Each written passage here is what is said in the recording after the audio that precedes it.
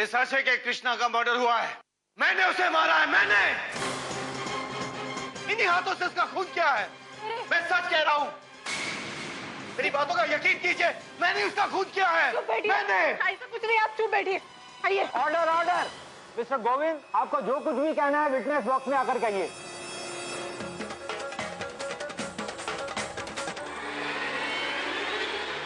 जज साहब, मैं अब तक चुप रहा क्योंकि मैं नहीं चाहता था कि मेरी हैसियत अदालत के सामने आ जाए। मैं डरता था कि अगर हैसियत सबको जान जाए तो मैं किसी के मुंह दिखाने के लायक नहीं रह जाऊंगा।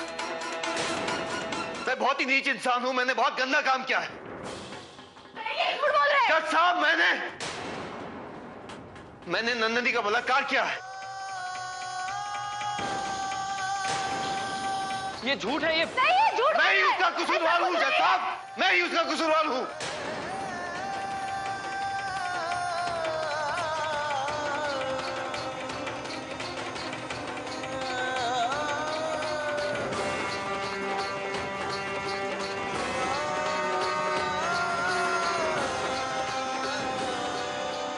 क्योंकि इस केस में एक नया मोड़ आ गया है, इसलिए ये अदालत दोनों पक्ष के वकीलों को इस बात की मोहलत देती है तो इस मामले के बारे में पक्ष या विपक्ष के लिए अपनी दलीलें तैयार कर सकें। साथ ही साथ में अदालत पुलिस को यह आदेश देती है कि वो इस केस के बारे में पूरी तरह से जानकारी इकट्ठी करे और इसकी सारी रिपोर्ट अदालत के सामने पेश करे। तब तक मिस्टर प्रेम और मिस्टर गोविंद को पुलिस कस्टडी में रखा जाए।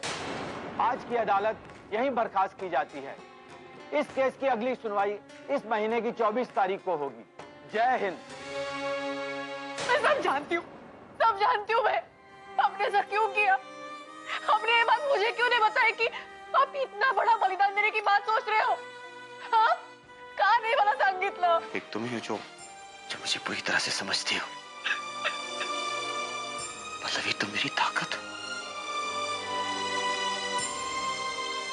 अगर मैं तुम्हारी आंखों में आंसू देखूंगा तो मैं टूट जाऊंगा।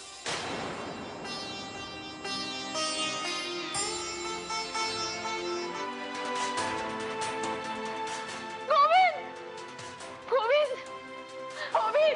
तेरे दादा ने ठीक नहीं किया सुमी। आदमी को इतना अच्छा भी नहीं होना चाहिए कि वो अपने बारे में कुछ सोचे ही नहीं। दूसरों के दुख दर्द के बारे में सोचना अच्छी बात है, पर उसमें डूबकर खुद को भूल जाना, ये कहाँ का इंसाफ है सुमी? मुझ पे भरोसा रखिए, चाहे कुछ भी हो जाए, मैं उन्हें कुछ नहीं होने दूंगी। भाई, कहाँ जा रही है? क्या अभी तू चुप बैठेगी? अब भी सच्चाई नहीं बताएगी? क्या तू एक दोषी की वजह से एक निर्दोष की जिंदगी को दांव में लगा देगी? बता आई, मैं तुझसे बात कर रही हूँ। क्या सिर्फ कृष्णा दादा तेरा बेटा है? गोविंद दादा कुछ नहीं? बता। देखिए मुझे, कहाँ है कृष्णा दादा? बताओ भाई, कहाँ है वो?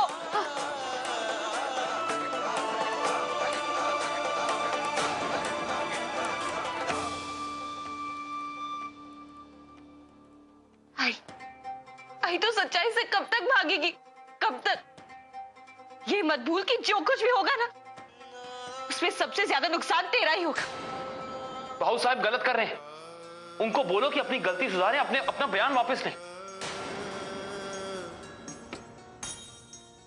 कि जिंदगी का सवाल है, अरे इनकी परिवार की जिंदगी का सवाल है, क्यों कर रही है ऐसा? नंदिनी तो मेरे सवालों के जवाब क्यों नहीं दे रही?